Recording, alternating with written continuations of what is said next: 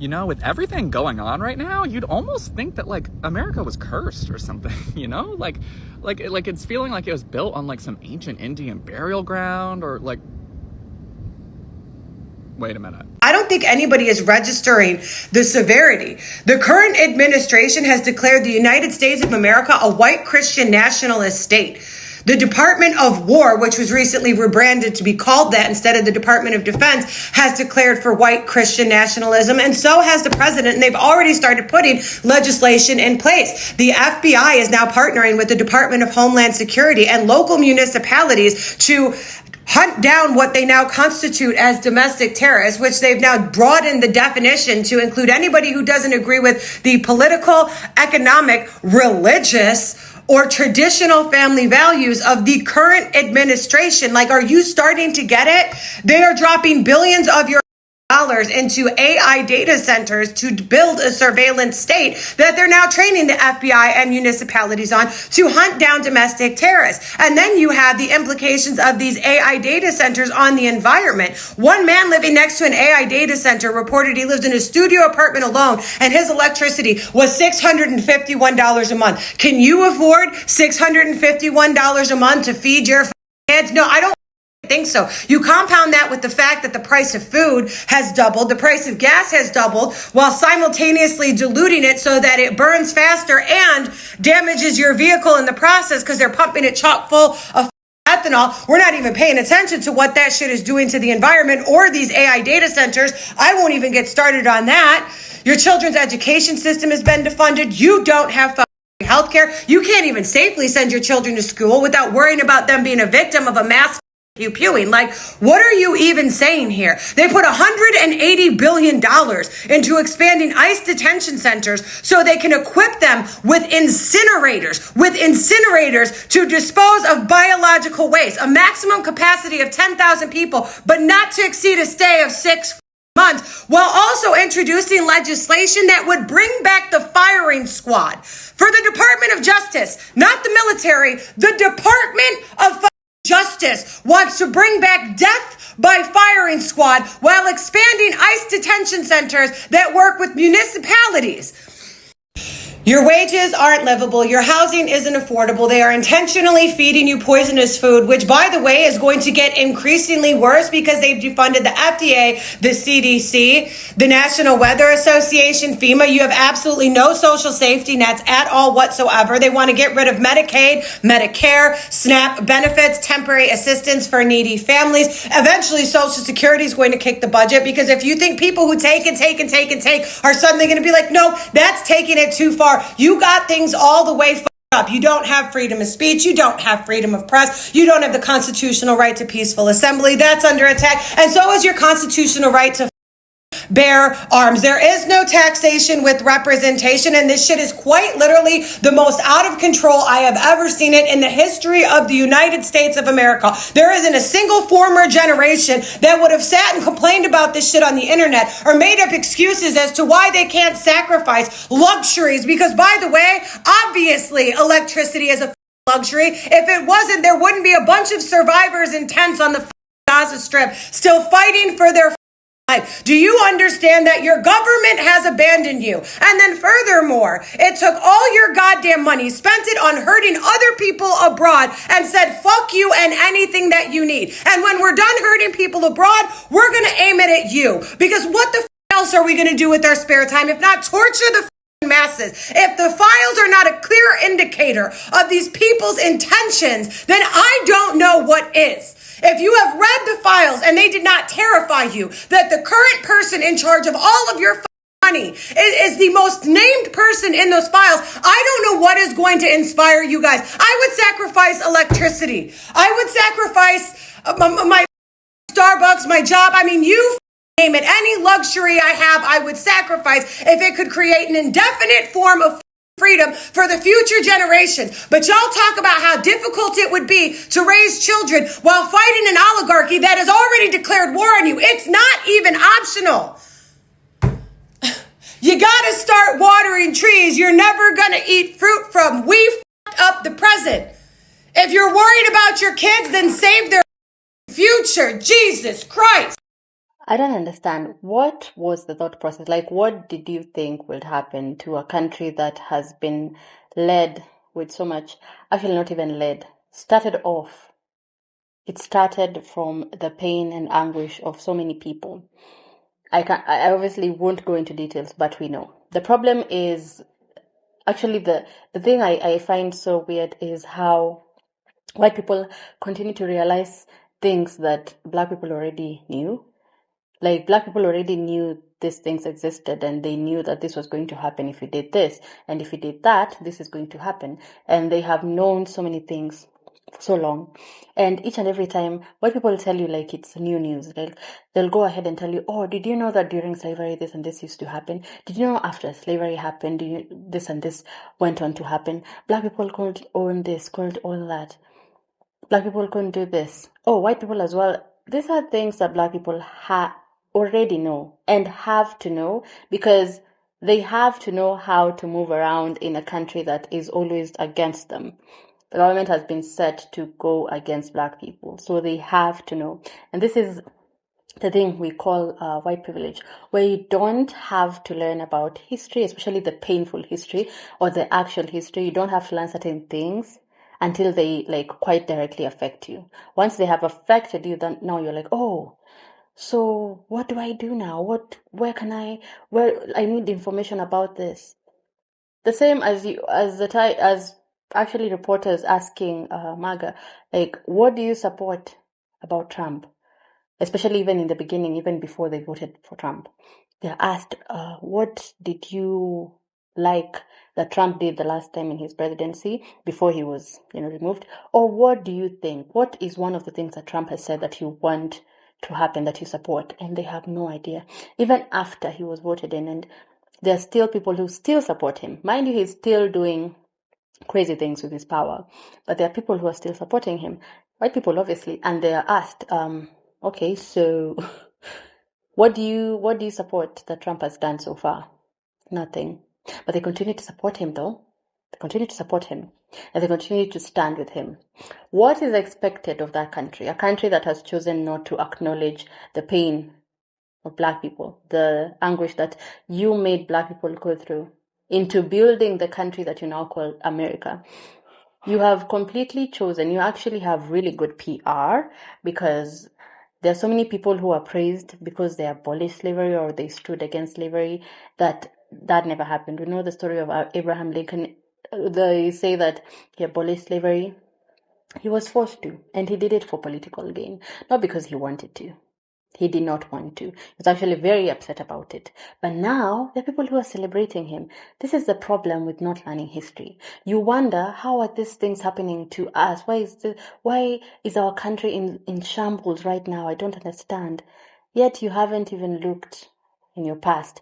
You feel like your past is way too uncomfortable. You don't want to learn about what your ancestors did to black people. Oh, black people can live with it. I don't want to learn about it. And then you expect things to go on smoothly, and then you ask questions on social media, like, take your phone and you go on social media and you're asking, why is our country like this? Like, why we seem like we're cursed? Why is this happening? Wonder why.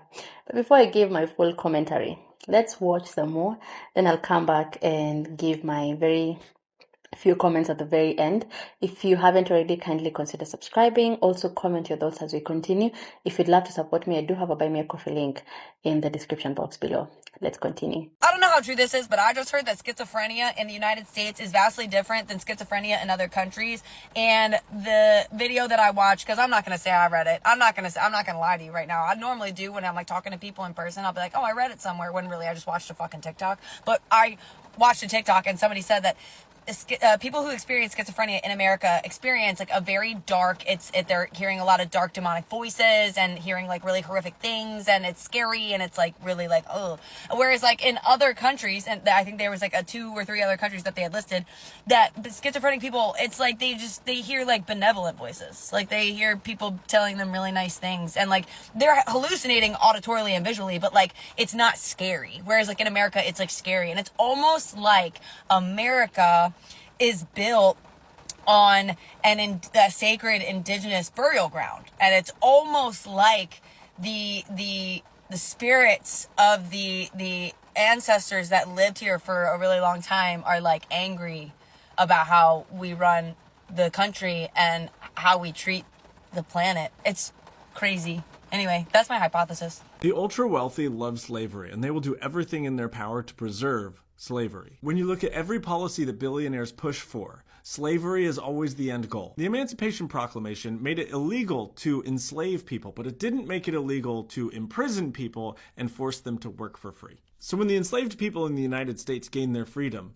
they immediately passed black codes, which are laws designed to make it illegal to be black and homeless. The police was formed to go around and arrest every black person they could find and to put them in prison. If you look up every state penitentiary in the South, you'll find that its location is right next to a historic plantation. Every day, these prisoners would be taken to the plantation they were freed from and forced to work for free. Only instead of the enslaver feeding and housing them, it's us. We're paying to feed and house them. And throughout America's history, any time that the prison population drops below a certain rate, there is some kind of push to fill those prisons. How come the war on crime and the war on drugs always targets black communities? Because I grew up in a small white town, and let me tell you, there's crime and drugs. But they know that they can rely on racism and bias to ensure that they can fill prisons with black bodies. Over the years, they've been able to arrest black men for whatever they want, with no one that looks like me questioning it. There are even times that the US government would actually import drugs, distribute them into the black community, and then go through and crack down on those drugs. And that prison labor is still used today for things like clothes and food and lumber to build our houses. When you buy something and it says Made in USA on it, there's a good chance that that was made using prison labor. But now with the BLM movement and everything being recorded and more people who look like me starting to question why we have so many black men in our prisons, it's getting harder for them to fill those cells, which means that they are losing their enslaved people. And so now they're building new immigration detention centers. The goal of removing immigrants is not to reduce crime rates. It is slavery. The goal is always slavery. It is slavery funded by our tax dollars. No, the self-destruction of the United States of America is by far the most deserved downfall in human history. And no person with any sort of a conscience, whatsoever would lift a finger to prevent it. And I'm telling you, it is an insult to every single person of every single nation that your country ever terrorized, to every individual of every nation that your country ever robbed or exploited or massacred. It's an insult to everyone that they are oppressing right now and throughout their monstrous history. It's an insult to every enslaved ancestor of every African, to every ancestor of every Native American. It's an insult to the ancestor of every Filipino, every Hawaiian, every Puerto Rican, every Mexican. It's an insult to the people of Iraq, to the people of Afghanistan, to the Palestinians, and the list is endless. It's an insult to literally the hundreds of millions of Uncle Sam's victims for you to want to avert his punishment in any way whatsoever, because you have the gall to come here and tell us that he still has a good heart and there's a chance that he can change. Paradox of coming from a developed country versus a developing nation, you know? So first world, third world is the thing that you're sold in developed nations is that you have everything. Oh, it's great. The roads work and the schools are fantastic and there's health care and, you know, this is a great country to be in. The one thing that nobody seems to tell you is that as a country becomes more and more developed, the one thing that gets eroded is community. Yeah. The village disappears. Yeah. And what you have to do is you have to buy the village back. Yeah. You know? Yeah. You have to buy the house. You buy a literally, you have to housekeeper, buy somebody to look after your kid. You have to buy somebody to help you clean your house. You have to buy somebody to help you fix your. You have to buy somebody to cook. You have to buy. You're buying the same village that they tricked you into not having. Like I'm always amazed at the con of it all. This machine, this larger thing, told everyone you should get your own house and you should live by yourselves. How can you still live with your parents in the same house? This is ridiculous. What? And so everyone goes off. They get their own house to live by themselves. They have a kid. And now you need somebody to come and look after the kid. But they can't just come a few. If you know what, you should get a bigger house. They could live with you. You could have a live-in nanny. Yeah. Where I'm from, they call that an aunt. Or a sister. They call it a grandmother. Grandma, yeah. They call it a sister. Yeah. They call it And in the West, that's one of the biggest things I've realized is every time people bring up statistics of how birth rates are declining in the West, I'm amazed at how people never seem to want to talk about the fact that the West doesn't encourage people to have kids. And what I mean by encourage is not telling people to do it, but encouraging is facilitating. I think. I don't know if anybody else can see this, but I've always said this to myself, and I've said this to a few people in my family.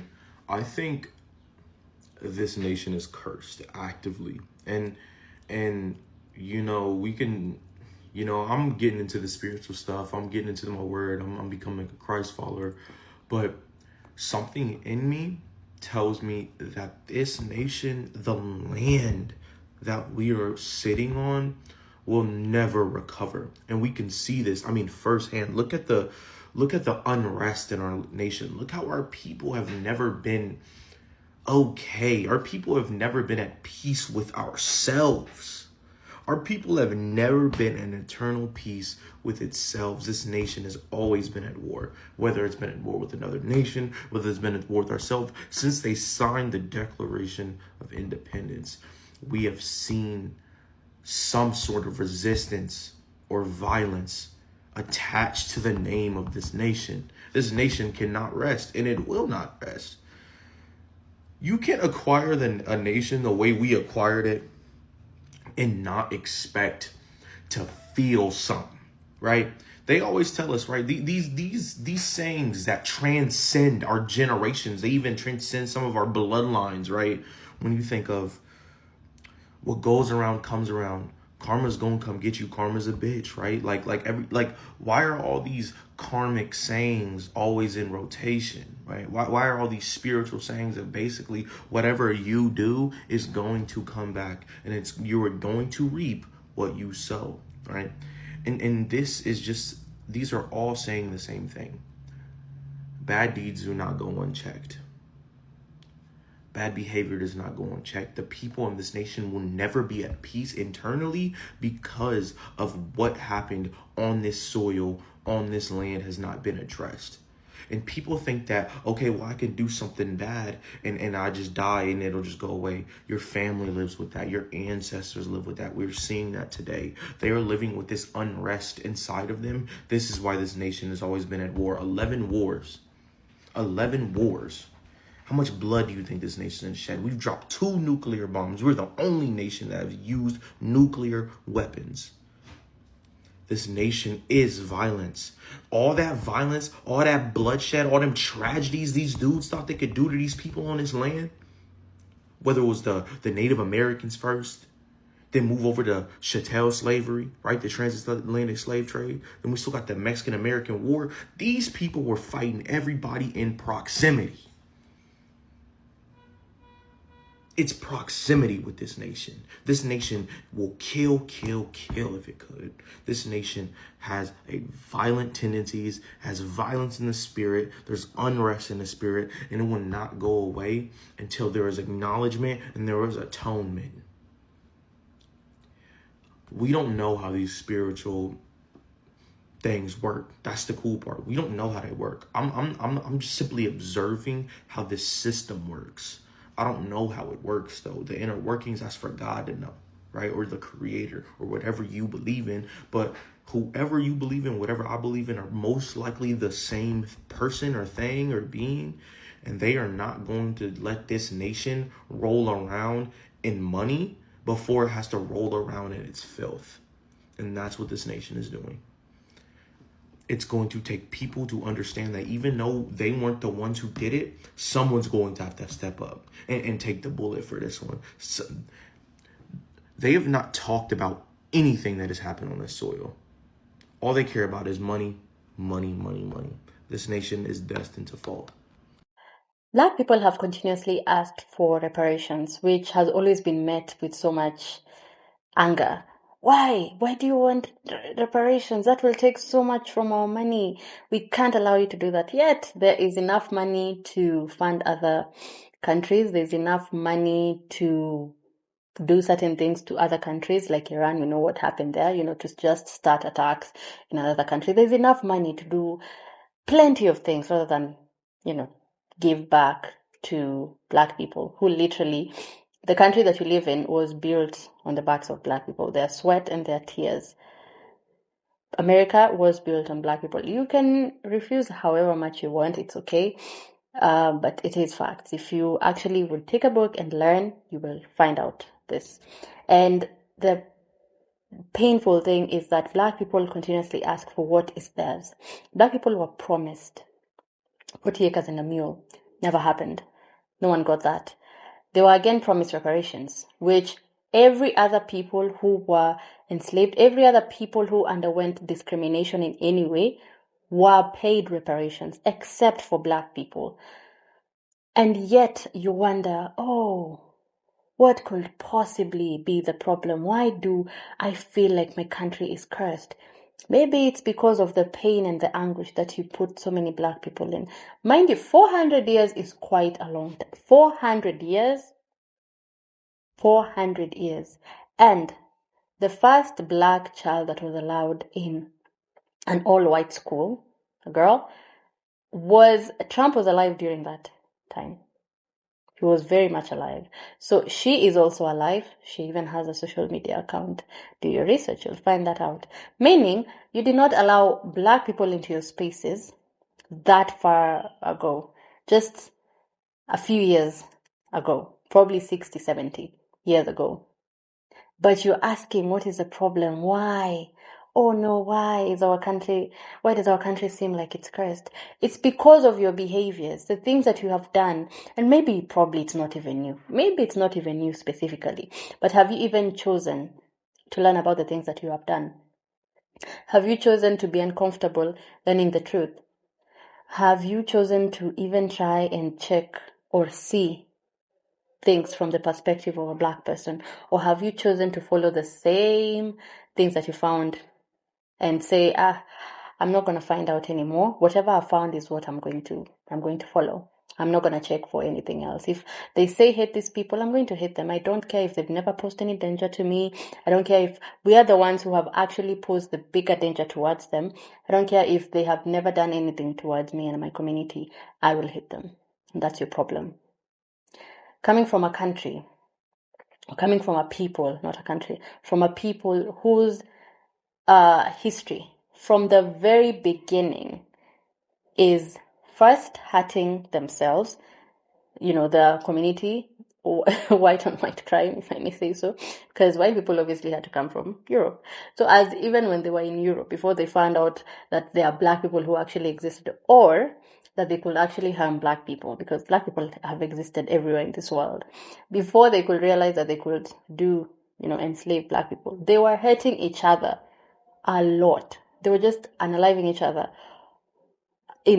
before they came in Britain, before they came to America. Then once they went to America, they were like, where else can we spread this agony and pain to? And then they went on to find black people, and they did what they did. And they continued to date. They continued to pose so much anguish towards the black community, and not only the black community, the Hispanic community, the Native Americans who already existed, the FBA, obviously, African Americans, FBA, the people who already existed before they came. They posed so much pain and anguish towards these people, and now we have so many white people crying on social media and wondering what could have possibly gone wrong.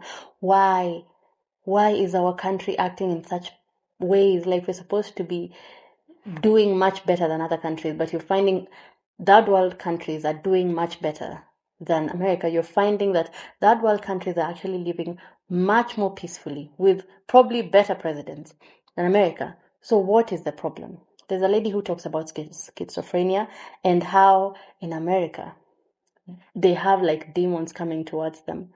Why do you think that is? After so much pain and anguish towards, after you've taken so much strength and a big part of your life or all your life you've chosen to be this thing or this person, this ugly person towards another community, another people, what do you expect will happen when you're starting to lose your memory and you're left with your own demons? What are you expecting to happen? You've led a life of hatred. You've led a life of violence towards a people. what happens after you can't remember anything? And the memories that you have are just pain and misery and anger, threatening people for no reason, not minding your business, just continuously becoming just this pestering person. And yes, I do say that there are black people who also exist and have existed in America for a while. But if black people pose the kind of danger that white people have posed for the longest time. And what is so ironical is when black people talk about, getting reparations or getting what is owed to them, the white people who do not support black people are always so upset and so angry, and they're like, why? We have already given you housing, we've already given you equality, so why are you asking for more?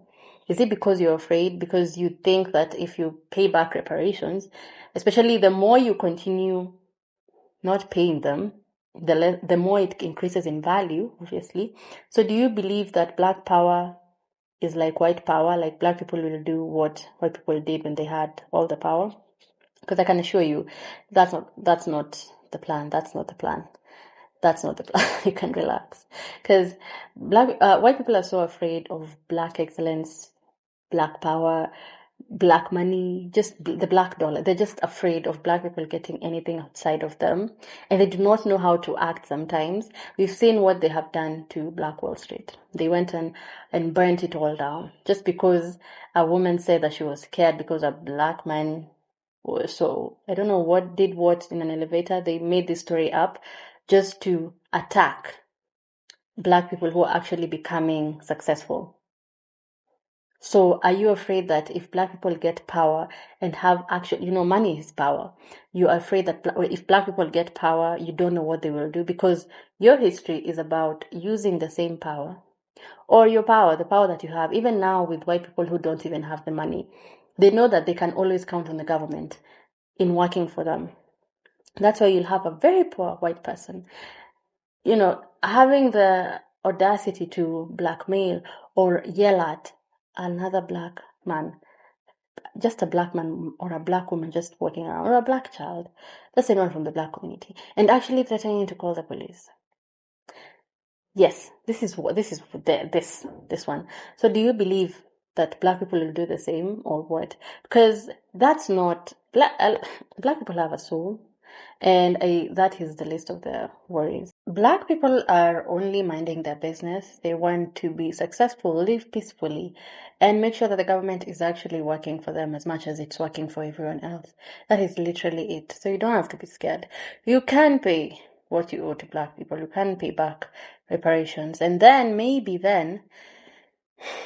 probably you'll stop feeling so cursed. I don't know. Or the land will not be cursed anymore. I don't know.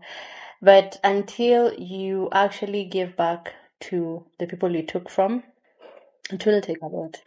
I would love to hear what you have to say about this particular video, maybe what anyone has said in the videos or what I have said. Kindly comment your thoughts in the comment section below. 1 or even 2 or even 3 comments is okay. I will try and respond to most of them. If you haven't already, kindly consider subscribing, liking, and sharing as we continue to grow and to learn together. And kindly, if you'd love to support me in another way, I do have a Buy Me a Coffee link down in the description box below. Each and every contribution is really appreciated. I hope to see you next time. So do make sure you come back. Goodbye for now.